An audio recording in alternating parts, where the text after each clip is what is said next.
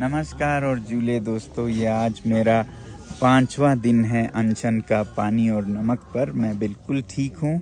आज खुले आसमान में हम थे बहुत से साथियों के साथ और तापमान था -17 के करीब।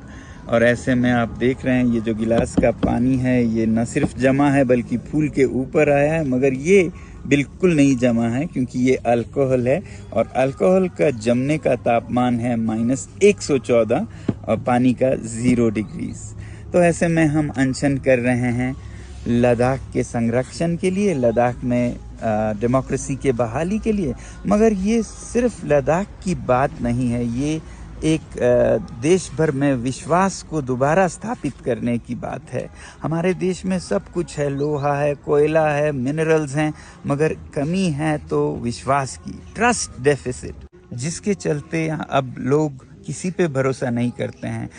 जनता नेताओं पर भरोसा नहीं करती, नेता अपने साथियों पर भरोसा नहीं करती और इलेक्शन प्रोसेस पर ही अब विश्वास उठ रहा है, इलेक्ट्रॉनिक वोटिंग मशीन्स पे विश्वास उठ रहा है। और ऐसे में फिर नेताओं से सीख के लोग भी फिर बिजनेसेस में भरोसा नहीं करते हैं, वादे तोड़ देते हैं। तो लद्दाख के साथ भी कुछ ऐसा ही हुआ। 2019 में हमसे वादा किया गया सरकार ने इलेक्शन मैनिफेस्टोज में खुलेआम लिख के कि लद्दाख को 6वें शेड्यूल में संरक्षण दिया जाएगा। और ये मैनिफेस्टो सिर्फ जुबानी नहीं थे, ये लिखित में आप देख रहे हैं उनकी तरफ से वादे जो लिखित में थे। और 2020 तक फिर वो भूल गए ये वादा। फिर जब दूसरा चुनाव आया हिल काउंसिल का, तो लोगों ने यहाँ पर कहा कि हम चुनाव में हिस्सा ही नहीं लेंगे अगर इस तरह से होता है, तो उन्होंने बॉयकॉट करने का फैसला हुआ। इस पे सरकार ने स्पेशल एरोप्लेन, विमान भेजकर हमारे नेताओं को दिल्ली ले गए और वहाँ पर उनसे विनती की। और हमारे नेता भी बहुत भोले भाले होते हैं, उन्होंने विश्वास किया और वापस आ गए कि वो सब ठीक करेंगे। और यहाँ पर आके उन्होंने फिर से भारी बहुमत से रूलिंग पार्टी को जिताया, संसदीय चुनाव में भी और हिल काउंसिल में भी। फिर उसके बाद सरकार ने बिल्कुल भुला दिया इसको, 4 सालों के लिए टालम टोल करते रहे। और अब 4 मार्च को उन्होंने साफ साफ कह दिया, ना हम आपको लोकतंत्र देंगे, ना ही संरक्षण 6 शेड्यूल में देंगे। तो आप समझ सकते हैं ऐसे में लोगों का क्या भरोसा रह जाए।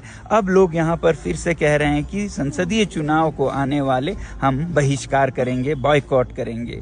मगर ये सिर्फ लद्दाख की बात नहीं है, पूरे देश की बात है। अगर इलेक्शन मैनिफेस्टोस के साथ यही हाल होता रहा तो लद्दाख एक उदाहरण बन जाएगा हर नेता के लिए कि कोई भी वादा कर लो, कोई ज़रूरत नहीं है पूरा करने की। मगर अगर लद्दाख के लोगों ने किसी तरह सरकार से ये मनवाया कि वो वादे पूरा करे, तो फिर एक अच्छा उदाहरण बनेगा 50 साल तक की जो नेता वादे करते हैं उन्हें हमें पूरा करवाने का भी साधन है। तो लद्दाख का ये जो आंदोलन है बहुत ही क्रूशियल है ट्रस्ट डेफिसिट को ख़त्म करने के लिए भारत में।